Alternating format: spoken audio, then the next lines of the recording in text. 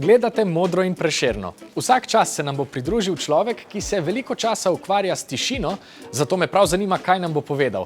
Dr. Brane Senegačnik je pesnik, profesor, prevajalec in esejist. Brane, lepo pozdravljen. Hvala, da si se nam pridružil. Glede na to, da praznujemo kulturni praznik, imam za začetek morda malo bolj naporno vprašanje, ampak dokler so še pri močeh. Kaj je zate kultura? Kultura je skrb. Je skrb za svet, za drugega človeka, za družbo in za samega sebe. Skrb in pozornost na vse to, pa mogoče bi rekel, v bistvu tudi ljubezen do vsega tega. Si skrbiš, pa pozoren si na tisto, kar imaš rad. In kultura je predvsem to. Če ni to, je vse drugo bolj prazno. A pa lahko za to skrb tudi skrbimo ali pa kako jo negujemo? Seveda. Ravno zato gre, kako bi rekel, da smo obzirni. No, to je še mogoče en izraz. Kultura pomeni tudi nek obzir, da se oziraš na svet, se oziraš na drugega človeka, lahko v čisto banalnih rečeh, ne, kaj pa vem, da mu daš prostor na pločniku, da mu ni treba po cesti hoditi, ali pa v mnogih drugih rečeh.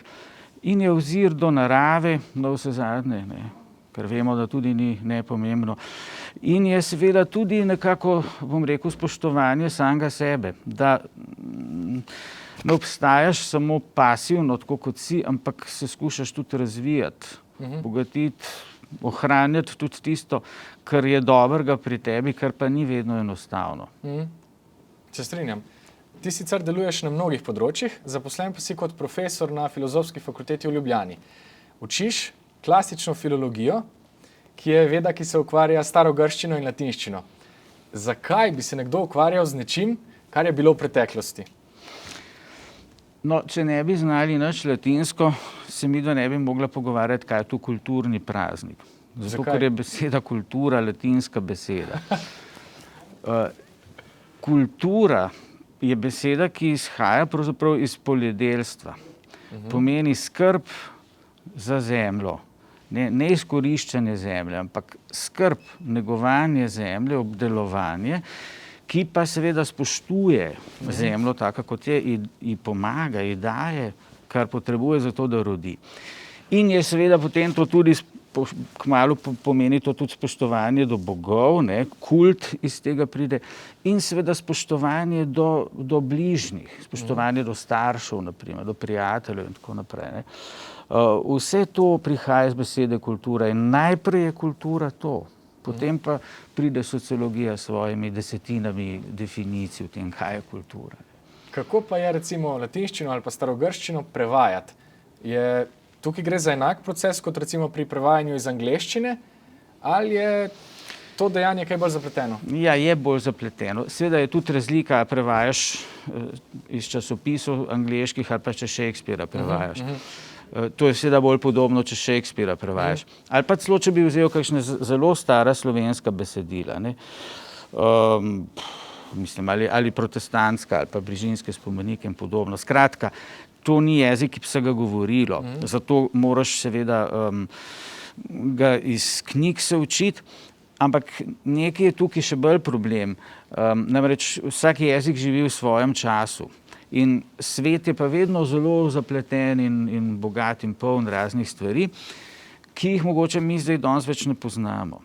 Zato je recimo ukvarjanje s starogrškimi pa latinskimi teksti tudi ukvarjanje s tistim svetom, kakršen je bil nekoč.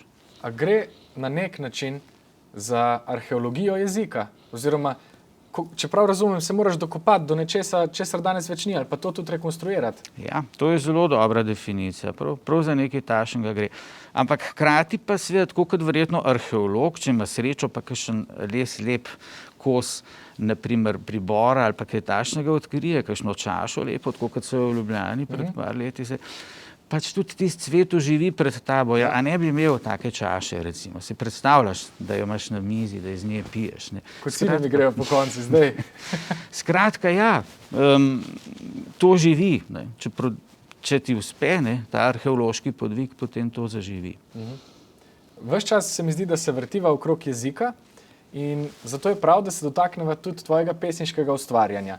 Nagrado Prešernovega sklada si dobil za pesniško zbirko Pogovori z nikomer. Še enkrat iskrene čestitke za to. Hvala lepa. Mene pa zanima, a se ti zdi, da je v poeziji težko govoriti z vsakdanjo govorico ali pa z našimi vsakdanjimi besedami? Tako bom rekel, odvisno za kakšno poezijo gre. Ne. Neka oblika poezije pravzaprav jo najdemo tudi v reklamah. Tudi tam imamo včasih rime, imamo kakšne bolj ali manj duhovite besedne zveze, zato da pač tista stvar bolj prime. O tistem ni tako težko govoriti. Ampak o resni poeziji pa je silno težko govoriti. Je ne moreš pravzaprav prevesti v navadni jezik. Zato pač je poezija, zato je tako postavljena, da se tega ne da parafrazirati, se ne da drugače povedati. Malo tako je kot glasba, no? Ali pa slika. Ne? Če vsaka note posamično, to ni glasba. Ne? Tako kot tudi ploskve, pa črte, pa barve niso slika. Slika je to, kako so te stvari skupaj. No, to me zanima. Recimo, če rečeva, da glasbenik oblikuje note, glasbo, da kipar dela s kamnom, kaj ima v rokah potem pesnik? Ja, to je spet zelo dobro vprašanje za kakšno knjigo napisati ali dve. Ne. To je jezik, ne? Ampak zdaj tako, jezik v bistvu do neke mere vsi obvladamo. Medtem, ko če bi šel, ne vem, zdaj kipariti, ne, bi se verjetno najprej s kladivom po roki vsekal, pa tako. In potem to, kar bi naredil, ne bi bilo nič podobno ničemur. Bi se takoj videlo, da je to, da nimam pojma o tem. Zdaj, jezik pa, kot rečeno, vsi znamo se malo uporabljati, ne? In je to, v bistvu v tem smislu je to bolj komplicirano, no? Ker seveda neko tehnično znanje je potrebno, ne? Vse, ne vem, soneta ne moreš napisati, če ne veš, kako izgleda, pa malo veš. Ampak po drugi strani se pa to ne vidi tako dobro, ne? Tako da ja, je jezik, so občutja, so misli, vse to je snov, s katero se pesnik ubada. Vem, da za pesnika ne moreš v šolo, ne obstaja fakulteta za pesnika, a pa se lahko za pesnika izučiš. Lahko postajaš boljši pesnik ali pesnik samo si? Evo, mimogrede spet to resnico poznamo iz latinske književnosti oziroma literature. Orator, fit, poeta, nascitur. Govornik postaneš, pesnik se pa rodiš. Ne? Tako mimogrede o pomembnosti latinščine. Ja, seveda, marsičesa se lahko in tudi moraš naučiti. Ne? Jaz mislim, da nekaj pa vendarle moraš brati, ne? Tudi kako so drugi pisali, kako se da izražati. Zakaj je to pomembno? To je po moje pomembno, kot ne vem, pri petju.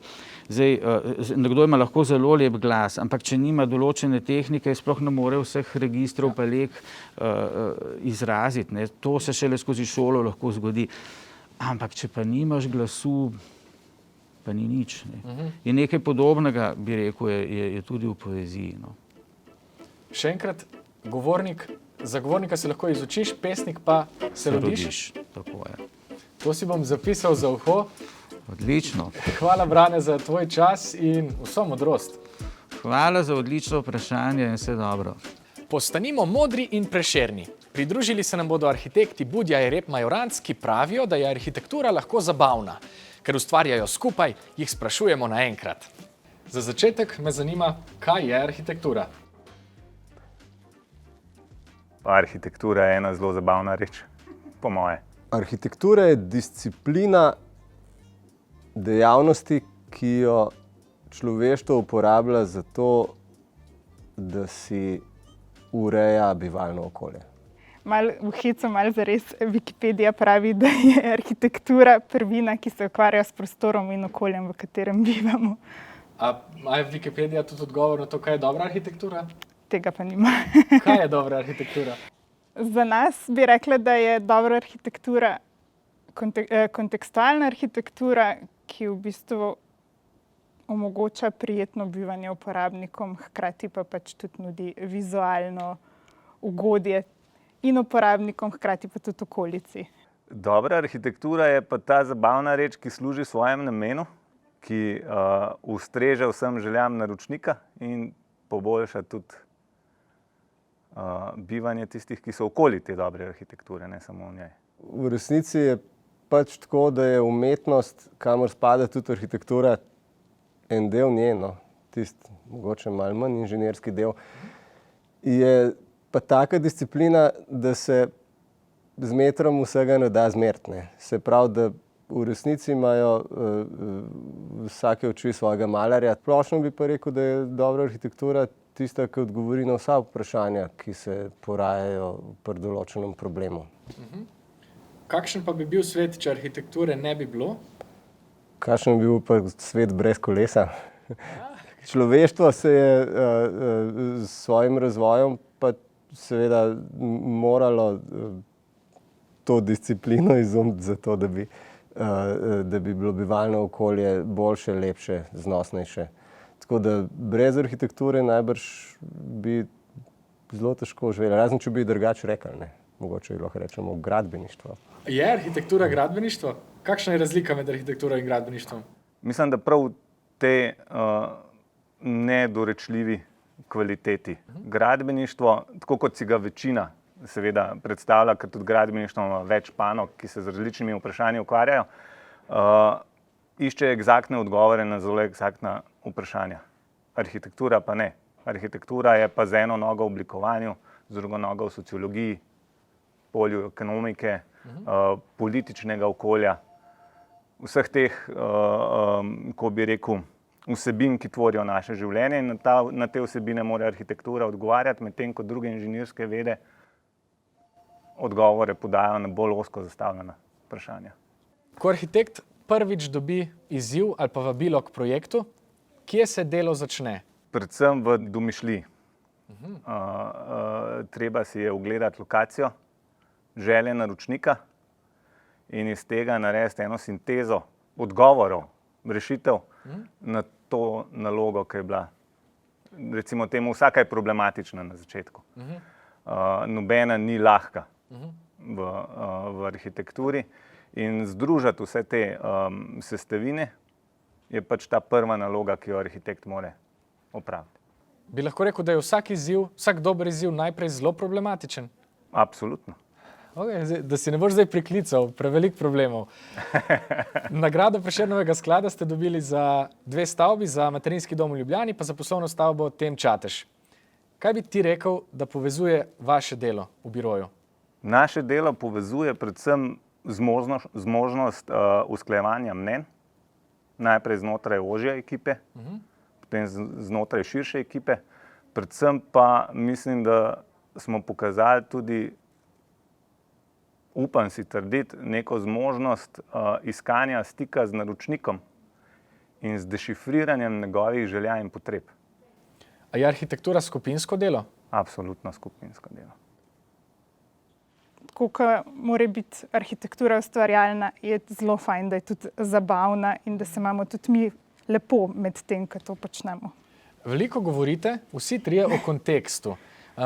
Če bi recimo to vašo kontekstualno skrb biroja prevedli v človeka, kak človek bi to bil? Dojemljiv za okolico, za soljudi, človek z veliko empatije. A je torej vaša arhitektura empatična? Trudimo se, da bi bila. Kakšen je tvoj sanjski projekt? Nisem nikoli razmišljala o tem. V bistvu se vsakega projekta lotim z veseljem in željo po novem znanju, spoznavanju ljudi in čim boljšem zaključku projekta. Glede na to, da smo imeli na srečo priložnost, da so vsi ti naši projekti bili po dejavnosti precej različni, pa da so sicer podobni v tem, kako smo o njih razmišljali, pa kako smo se jih lotili, pa potem izdelali, bi si seveda želeli raznolikih projektov, da bi to bilo. Mogoče bi bilo zelo zanimivo enkrat zares se lotiti prostora spomina. Recimo, prostor spomina bi radi kdaj obeležili. Ok. Kakšen pa je tvoj sanjski projekt? Taki pride. Naslednji? Naslednji. Ok, srečno z njim. Hvala za tvoj čas. V teh časih smo nadaljavo preizkusili že malo da ne vse. Kako je prek optičnih kablov govoriti o literaturi, pa boste videli vsak čas. Če je na drugi strani nekdo s takšnim žarom in širino, kot je Feri Lainšček, vrhunski slovenski pesnik in pisatelj, je to mala malica. Feri, lepo pozdravljen.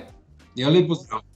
Hvala za tvoj čas. Dogovorili smo se, glede na to, da smo zdaj preživela skupaj že enih 20 minut usklajevanja z vso tehniko, da se tikava, ker sva že nadaljavo, pa da bo v besedah bližje.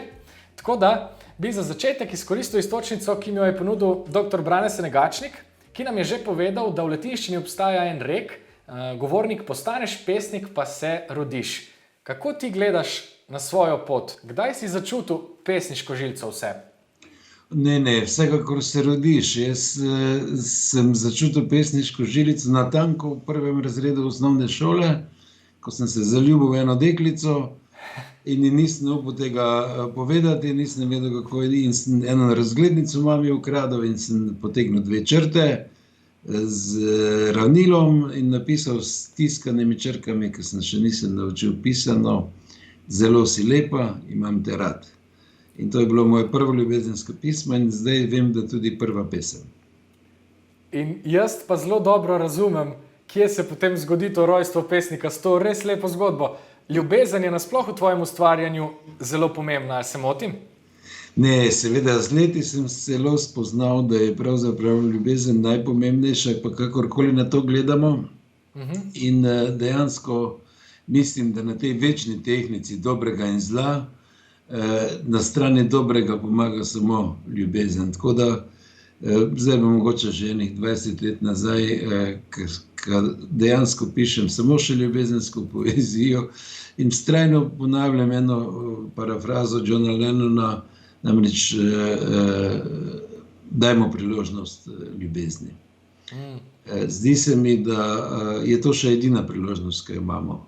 Zdaj v tem svetu, ko se zdi, da je vsak proti vsakemu, da je vse v nekem spopadu, je res ljubezen edina priložnost. A je to tudi moč poezije? Kdaj poezija dobi krila?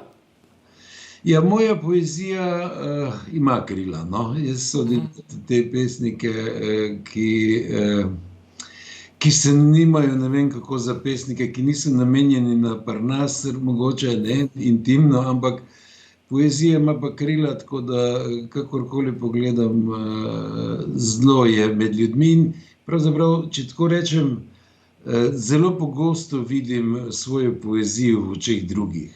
Ali jo recitirajo, ali jo jaz recitiram, in to je pravzaprav najlepši občutek. To se mi zdi, da je neko življenje poezije, ki je mogoče v tem času neobičajno, ampak z mojo se to dogaja in sem vesel. Ja, vedno najde pot in tako tudi živi, pa diha z ljudmi.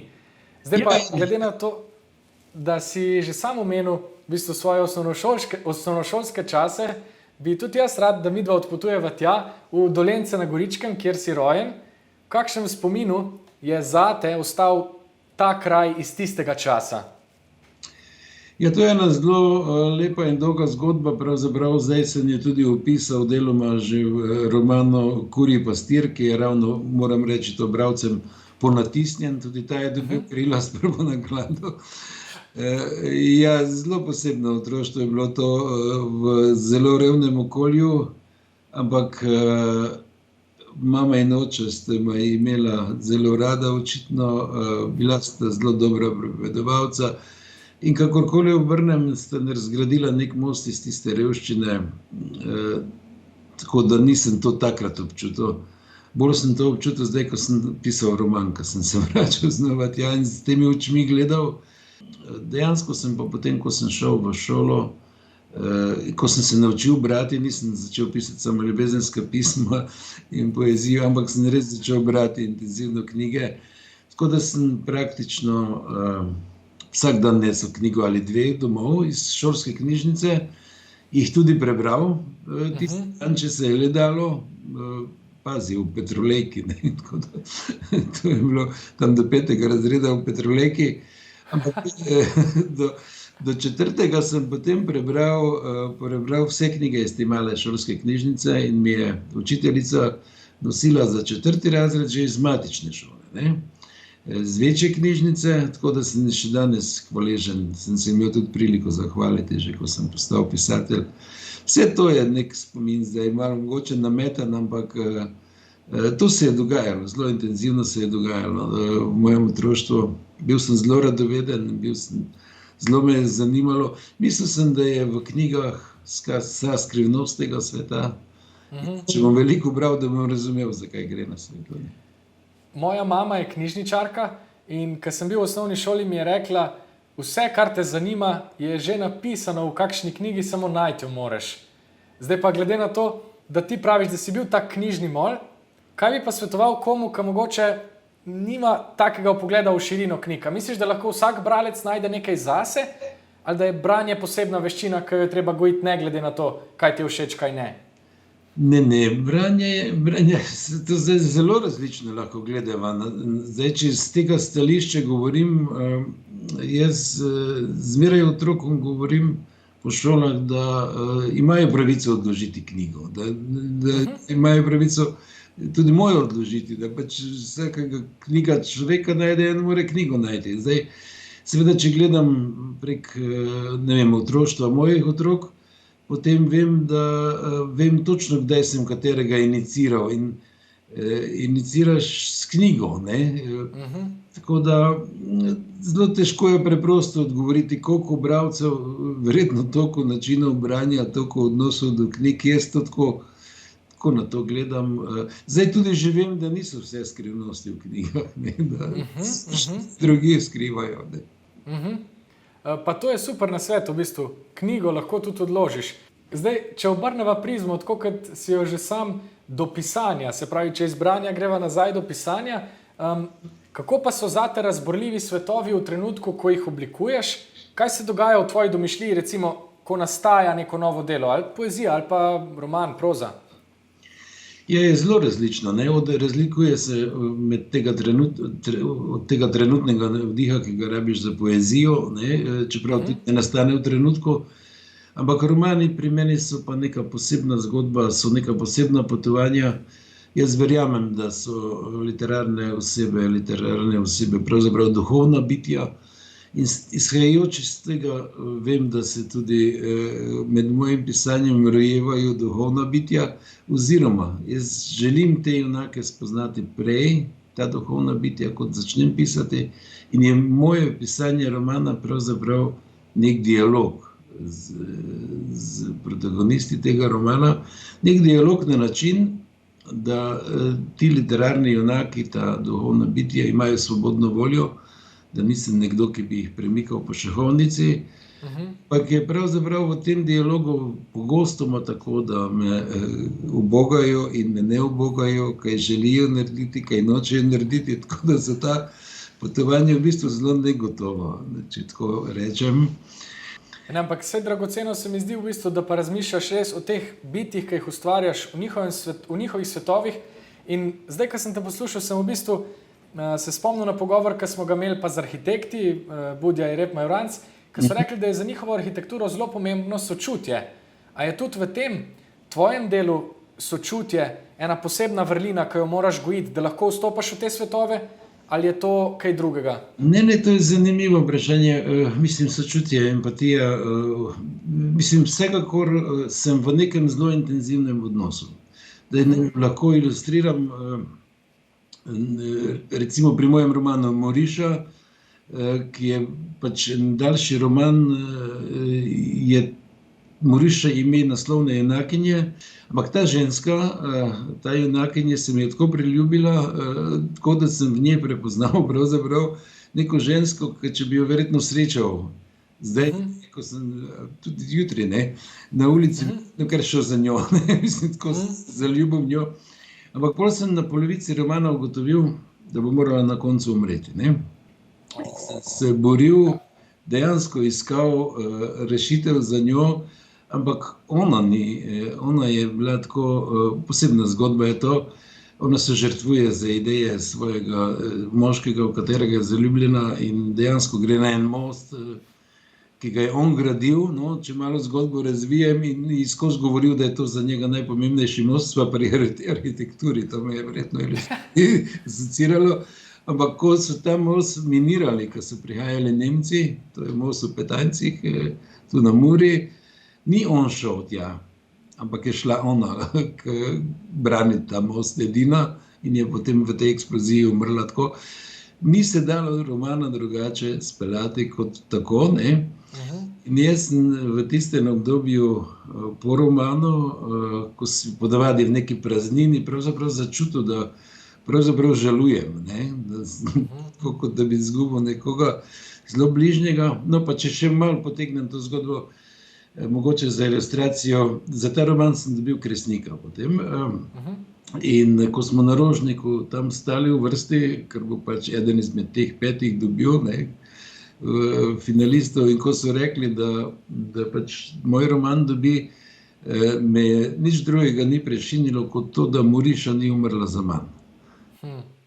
Hkrati pa lahko primerjam, vse to, kar govoriš, je recimo tudi zelo podobno, ne vem, delu igralca ali pa delu skladatelja, skratka ustvarjanje v domišljiji res konkretnih, oprijemljivih bitij, ki potem živijo s tabo, a ne. Zanimivo, naprej sem te hotel povprašati, če je v delu pisatelja, za delo pisatelja potreben pogum, pa mislim, da si mi ravno kar odgovoril na to. Tudi ta zavzetost pa pogum, da slediš tej domišljiji, pa da ji daš prostor, je verjetno ena pomembna lastnost pisatelja ali pa drznost v končni fazi. Jaz sem nekoč sem rekel, da pisatelj pravzaprav mora tvegati pekel, da lahko pove v resnici, ne. To sem v kontekstu enega romana rekel, ampak dejansko to mislim, ne. Je to neko, vsaj pri meni, no, vsaj kolikor pisateljev, tolikor verjetno odgovorov, ampak meni to dejansko je način življenja, premišljanje življenja skozi to na eni strani in na drugi strani, ne vem, iskanje nekih občutkov lepega. Vse to živi z enim, z drugim, jaz to pač jemljem zares. Jaz tako kot ne prenesem, ne vem, če se vrnem na začetek, ne vem, ironične distance ali pa cinizma, ko govorim o ljubezni, recimo, ne, tako ne prenesem igre zadnje leta vse manj, ko govorim o literaturi. Meni gre zares, ne. In to moji bralci verjetno čutijo, tudi na šole, k otrokom recimo, imam pač en tak odnos, da jim to povem, da jim tudi povem, da jih nisem prišel zabavati, ampak da za tem, kar sem napisal, stojim. In moraš mi verjeti, da to tudi otroci sprejemajo kot nekaj, kar mogoče, ne vem, ne razumejo povsem, ampak začutijo. Ja. Mislim, jaz čutim to, o čemer zdaj govoriš, pa govoriva prek 3 naprav, pa še prek ogromno kablov, pa pač vidim, kje je draž tega, ali pa kje je moč v resnici resnosti, drznosti, pa iskrenosti predvsem na nek način, ne? Iskrenost vsekakor, če ne drugo, moraš biti iskren do samega sebe, ne. Saj zdaj v moji situaciji pravzaprav, ne, ko res pač so te moje knjige brane, mi nič drugo ne more škodovati, edino sam sebi lahko škodim, si jih lahko, in jaz jih lahko razočaram, ne. Razočaral jih bom seveda, če bom postal kak zvitorepec, ne. Mislim, da ljudje ne marajo zvitorepcev v tem kontekstu. Mislim, da vse kaže ravno nasprotno, da ni te skrbi in bojazni pri tebi, vsaj glede na to, kar sva se zdajle pogovarjala. Najlepša hvala, no, za tvoj čas, za tvoje misli, in jaz želim tako tebi, kot v resnici vsem bralcem, pa zdaj gledalcem tega pogovora, čim več resnih potopov v domišljijo, v pisanje, pa bodisi z pisateljske strani ali pa z bralske. Najlepša hvala. Hvala tudi tebi.